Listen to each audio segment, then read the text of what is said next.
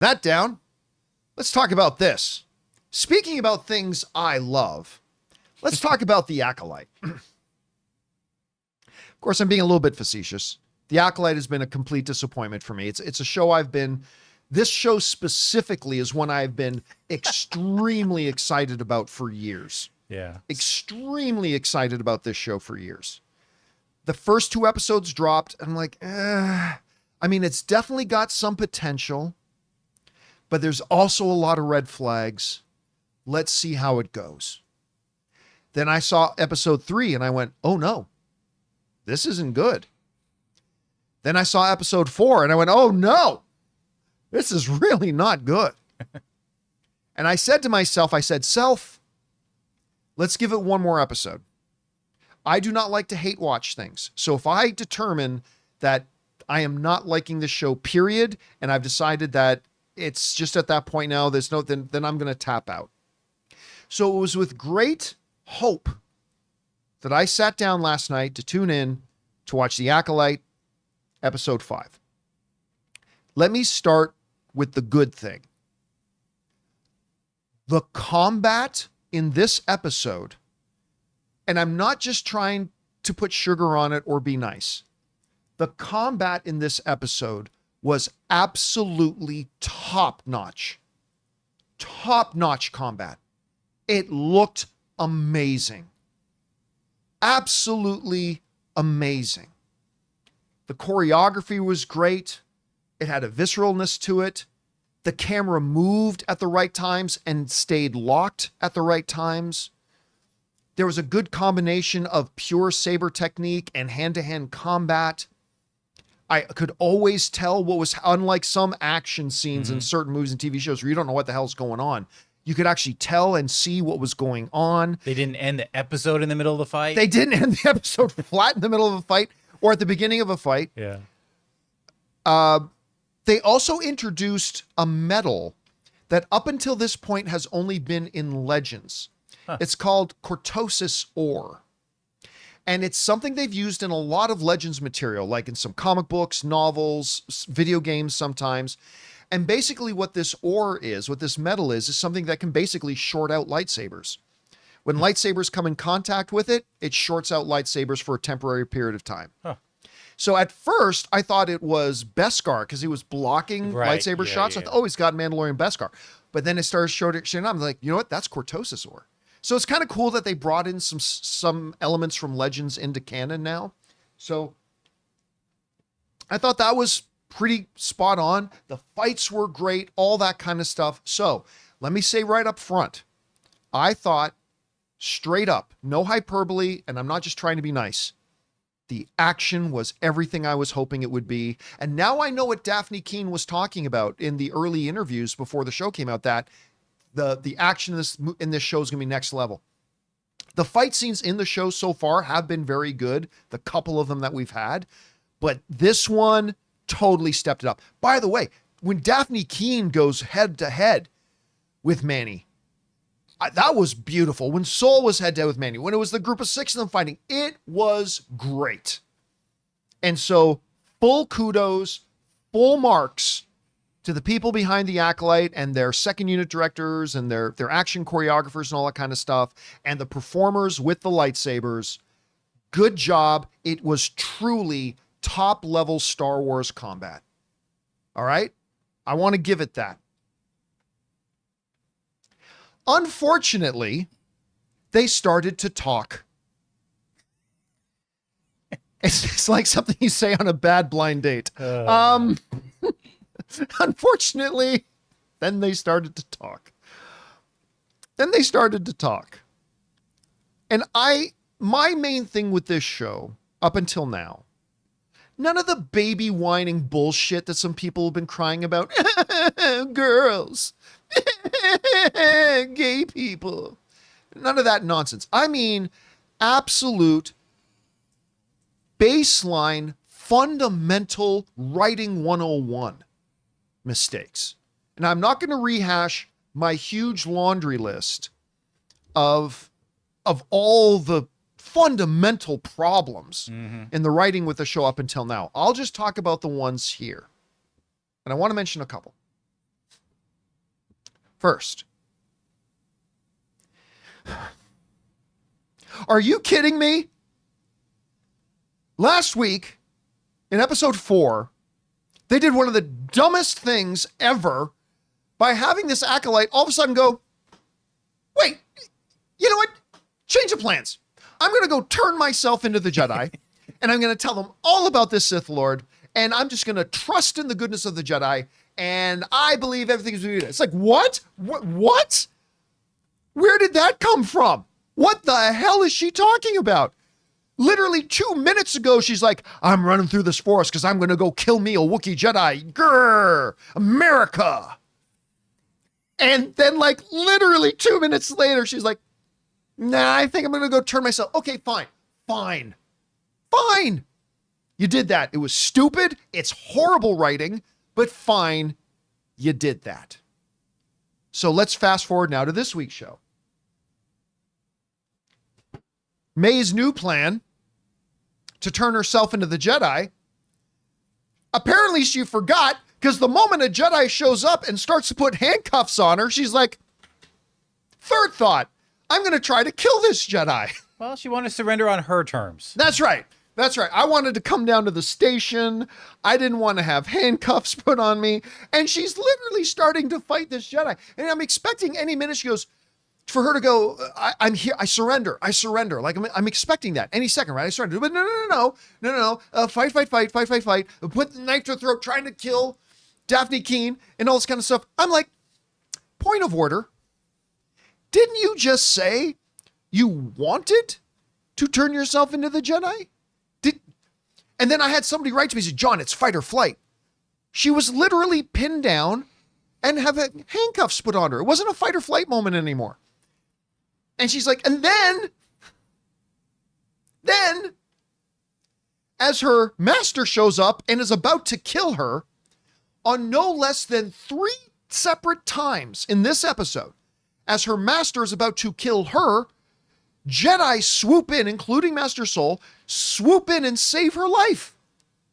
3 separate times, Jedi swoop in and save her life. And yet she's like, yeah, that Soul's an idiot. I'm going to shoot him. Okay, fine. You want to play it that way? All right, that's your way. Good. Okay. Number two. When everybody else was saying Manny was going to be the Sith Lord, I said, I don't believe that, because the writers of this show can't be so bad that they've made it this obvious the only other guy in the show might be the Sith Lord. Like literally the only other guy she knows. Like, and I said on this show, I can't believe that Manny is a Sith Lord, because I don't believe a writer exists in Hollywood today who is so inept that they would make the most obvious guy, and it wasn't hiding in plain sight. Because I thought maybe they're going to pull something really interesting. It's going to be one of the twins' mothers who comes back and has got a hate on for them. Oh, that could be cool, right? No, just literally the only other guy who's been in the show ends up being the Sith Lord. By the way, he looked great. Give credit where it's due. That dude, Manny, looked great.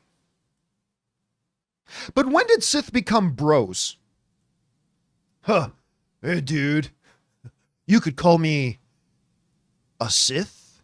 It reminded me a little bit about Quest for the Holy Grail. Yeah. There are those who call me Tim? I'm like, what? Wait. What? Did you go out on a beer run and become a Sith? Sith Bay.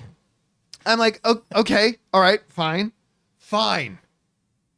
Guys, we want to take a second to thank a sponsor of today's video, Miracle Made. Did you know that your temperature at night can have one of the greatest impacts on your sleep quality? If you wake up too hot or too cold, I highly recommend you check out Miracle Made's bed sheets. Inspired by NASA, Miracle Made uses silver-infused fabrics and makes temperature-regulating bedding so that you can sleep at the perfect temperature all night long. When they arrived at our house, my wife Ann loved the feel of them so much, she couldn't even wait for me to get home to put them on our bed. Miracle Made has self-cleaning. These sheets are infused with silver that prevents up to 99.7% of bacterial growth, leaving them to stay cleaner and fresh 3 times longer than other sheets. Miracle Sheets also have incredible comfort and quality. Miracle Sheets are luxuriously comfortable without the high price tag of other luxury brands and feel as nice, if not nicer, than sheets used by some 5-star hotels. So go to TryMiracle, that's TryMiracle.com/Campea to try Miracle Made sheets today. And whether you're buying them for yourself or as a gift for a loved one, if you order today, you can save over 40%. And if you use our promo code Campea at checkout, you'll get 3 free towels and save an extra 20%. Miracle is so confident in their product, it's backed with a 30-day money-back guarantee. So if you aren't 100% satisfied, you will get a full refund. So upgrade your sleep with Miracle Made. Go to TryMiracle.com/Campea and use the code Campea to claim your free 3-piece towel set and save over 40% off. Again, that's TryMiracle.com/Campea to treat yourself.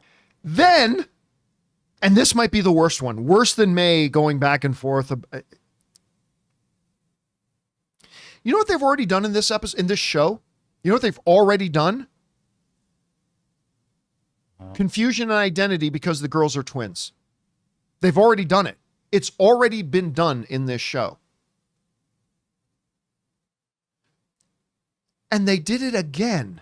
At least in House of the Dragon, the guy killed himself. Like, at least, listen, in House of the Dragon, as the twins are fighting each other, the people around, like when one dies, everybody's around, and it's like the writers are smart enough to know the people standing around are not going to be sure whether they're one or not, right? They already know that there are twins. They already know that the twins have been confused for each other and used deception and all that kind of stuff.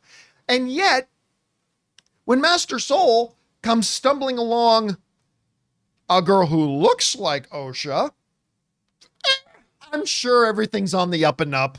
I'm sure this is my girl.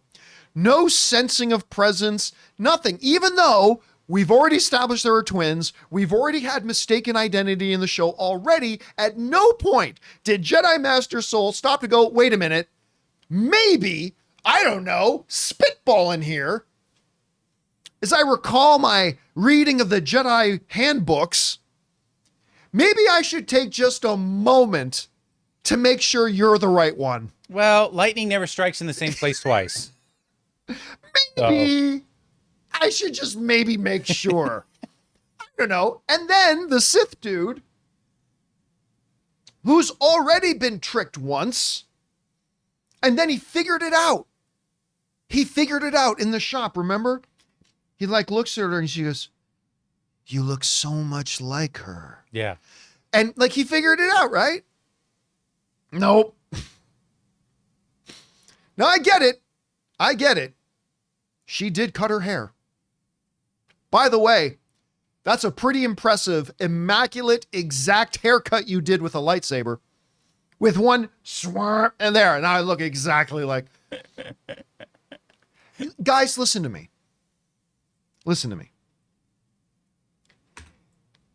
It's these for me. And again, I am not trying to rain on your parade, yuck on your yum, ruin your good time. If you are enjoying this show, I want you to enjoy it. If you're having a good time watching it, I celebrate that. I'm glad you're liking it. I am jealous that you're liking it because I wish I liked it too. So I am in no way trying to impede your enjoyment, okay? I'm simply expressing my level of enjoyment or lack thereof and why I feel that way, okay? In no way meant to ruin your experience.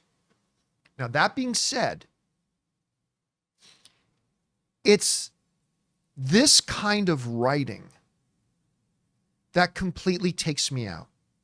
And it pisses me off when I hear these guys, girls, lesbians, because that distracts from the real problems of this show. The real problems of their show are terrible character development, terrible dialogue, terrible forms of logic, and just inexplicable decisions being made by characters who, had they had half of a wit, would not be doing or saying such things. They are literally building plot devices into the dialogue, and that's a red flag. Yeah.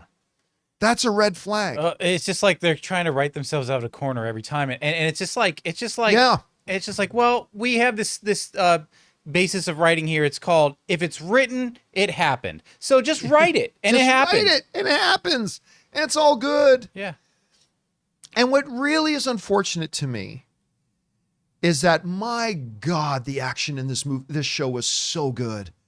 And not even this episode. You go back to the fight with Trinity and then the fight with Master Soul, like the action, when there has been action in this show, the action has been chef's kiss, has been top notch. The problem is action without narrative purpose is just visual noise. Yeah. And with terrible stuff going on around it, and terrible writing, and terrible dialogue,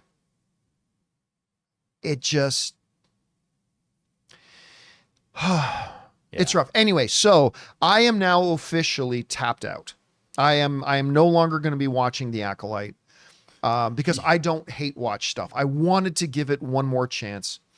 You guys can send in questions, but we ain't gonna know what you're talking about. Yeah. If you want to send in more questions about The Acolyte later, that's cool. Yeah. I just won't know what the answers are. Yeah. Also, I want to address this real quick, because Professor X says they're dumbing down Star Wars for the masses, but that's not true. That's not because true.